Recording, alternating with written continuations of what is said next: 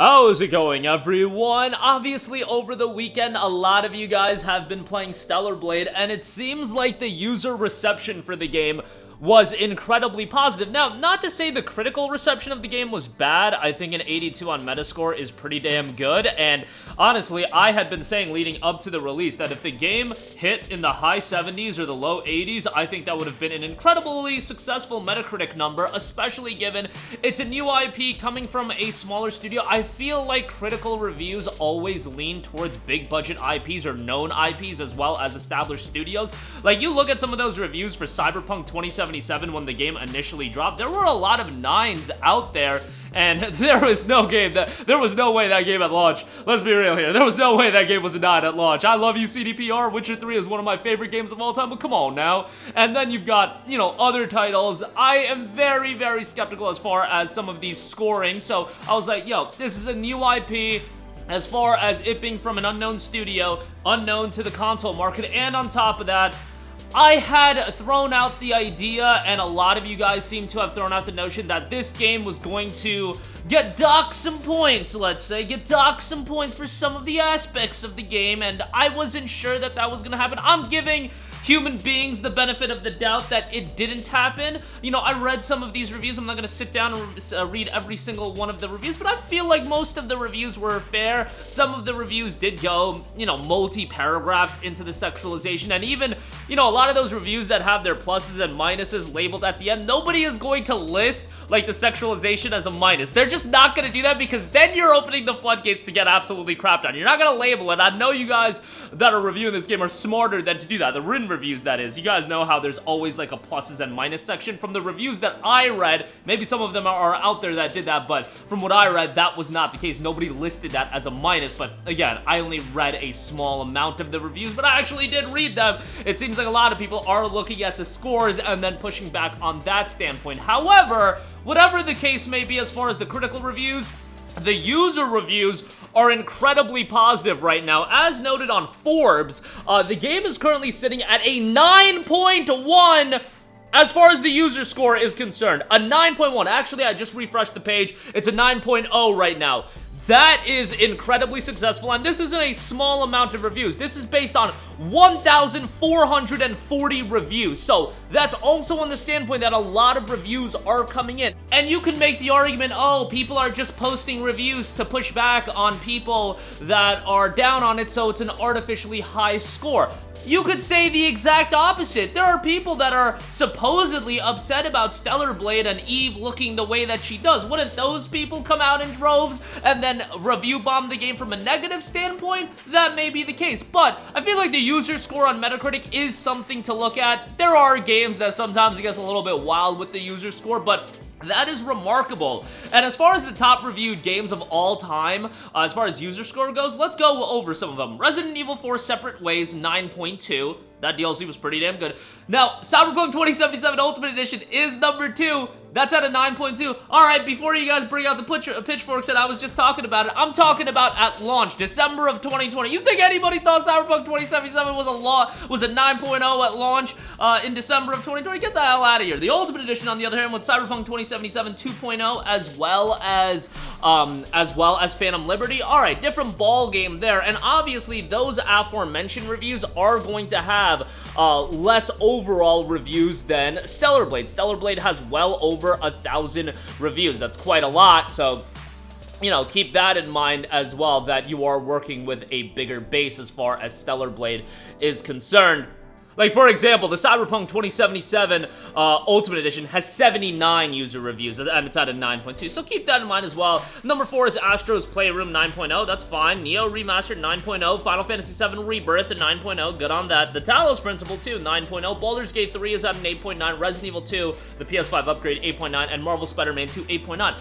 All of those scores, like, I don't find any of those scores to be crazy. Separate Ways being number 1, yeah, it's a small DLC, but it was $9.99. I thought it was pretty damn good for what it was. Astro's Playroom, that's fine. Like, that, for what it is, it's pretty decent. Neo Remaster, like, people love Neo, so more power to you. Final Fantasy VII Rebirth, like, all of these scores, I can see reasoning for it. Sometimes I don't see reasoning for specific critics reviews. Like IGN, that 8.0 on Immortals of Aveum, I'm one of the 4 people in this world that talk up Immortals of Aveum, but you giving Immortals of Aveum an 8.0 and then giving Stellar Blade a 7.0 and pushing back on Stellar Blade's narrative. Immortals of Aveum's narrative was so effing bad that, like, that narrative alone should dock the game down to a 7 right off the rip. Probably a 6.5, to be perfectly honest. That narrative and those characters were so effing terrible that, like, you know, I thought legitimately maybe it would be 1A, 1B in recent memory for the worst characters of all time, would be Immortals of Aveum and Forspoken. In the recent games I've played, those games were an absolute abomination as far as narratively and character-wise, like, just terrible, terrible. I'm sorry, I'm going on a rant, but those games, like, scarred me for life from a narrative standpoint. And, you know, think what you want of Stellar Blade's narrative, but I don't know, bro. You giving Immortals of Aveum an 8, a Stellar Blade a 7? What's going on here? Now, I know it's different people reviewing those games. I get it, but I feel like the user reception for Stellar Blade has been incredibly positive. The videos that I've seen from content creators, incredibly positive. You know, and the sexualization of the game, it's not that big of a... I feel like most people that are playing this game are like, yeah, that's like an aspect of this game. Honestly, to me, it's like kind of humorous. Like, I can find humor out of it. And let's be honest, Eve ain't a bad-looking character. Like, as far as video game characters look, she ain't a bad-looking woman. Let's be real here. And the gameplay itself is the winning formula of this game. Like, bro, we see so many games with, like, attractive female characters. It's not like Stellar Blade's the first, and maybe it's a little bit different, I guess, in a big-budget AAA, well-made game, but there is the imperative part about this at the end. A well-made game. To me, I just found a little bit of humor. I'm like, yo, she's hot, and, like, the game is really good. Like, it's funny to me that the game is so good, because you usually don't see it so much in a very well-done game. But we've seen titles like Bayonetta, we've seen Nier Automata. Again, it's not like it's complete revolutionary, and I think from a consumer standpoint, most people are like, yo, the game is really good, and, you know, visually it's great. The soundtrack is phenomenal. Like, how about that soundtrack? That's gotta be maybe the best soundtrack of the year thus far. You know, FF7 Rebirth obviously had a good soundtrack. P3R, Like a Dragon Infinite Wealth soundtrack is kind of banger too, not gonna lie, not gonna lie. You guys gotta listen to some of those songs if you're not an RGG fan. Oh man, some of those tracks are good.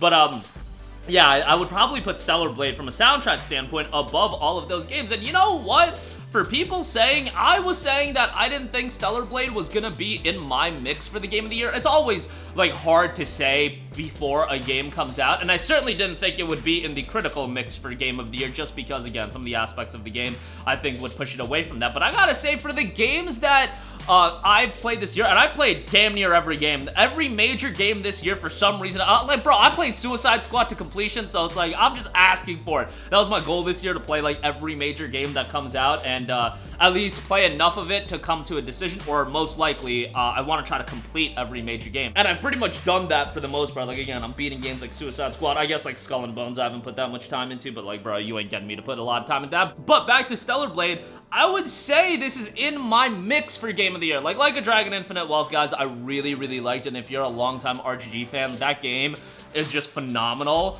But I get it that a lot of you guys aren't Yakuza guys and you haven't played all those games. Totally understandable that if you're looking at this year's games, Stellar Blade's gotta be in the mix with the upper echelon. Like, you throw in Infinite Wealth, you throw in FF7 Rebirth, you throw in Stellar Blade. Like, to me, right now, 4 months into the year, we're a third of the way through. For me, Stellar Blade is in that mix for the upper echelon games. Again, I would probably put Like a Dragon Infinite Wealth, FF7R, a little bit above it, but Stellar Blade is damn good, and I think as people play more of it, it'll be in that mix. And more importantly than anything, because the consumer rhetoric has been so positive, and there has been this dialogue attached to this game, I think ultimately this has helped the game. I think ultimately now the notoriety of this game has exponentially increased since launch. I would love to hear specific sales numbers. I think the game is going to do exceedingly well as an exclusive, and Sony, you know, put the game out knowing it's an exclusive, so you have to have tempered expectations, and it's a new IP. I think this has been a home run success. You would be foolish, absolutely foolish not to do a sequel of this game. I'm not saying we're gonna get it anytime soon. Game dev these days is 4 to 5 years, but you already have the foundation in place. You have a character that people are gravitating towards.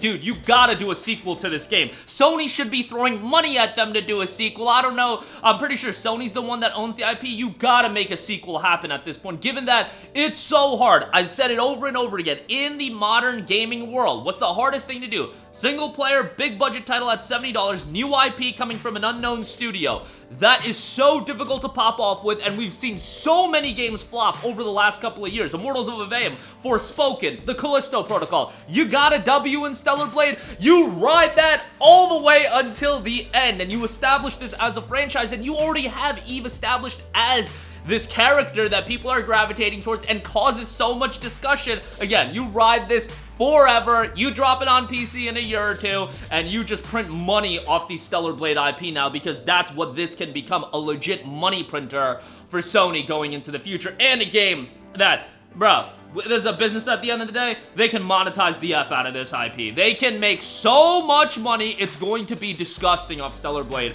as an IP. But that'll do it for me. Again, consumer reception incredibly strong, and just wanted to go over that, my thoughts. The game's fantastic. Like, if you want to play a slick action game, this is one you absolutely have to pick up. And I'm very hesitant on recommending games for $70, but Stellar Blade's one that you definitely should check out, and I think most of you guys already have. That's gonna do it for me. Sound off with all of your thoughts in the comments section down below. Thank you for watching, and goodbye. Hey guys, we hope you enjoyed the video, and if you did, make sure to hit the subscribe button, and if you're already subscribed, do us a favor and hit the bell icon. This way you'll be notified whenever we post a new video. That's the best way to keep up with all of our uploads, and we usually try to upload 2 videos a day. And with the bell icon hit, you'll be notified whenever we do upload a video. As always, thanks for watching.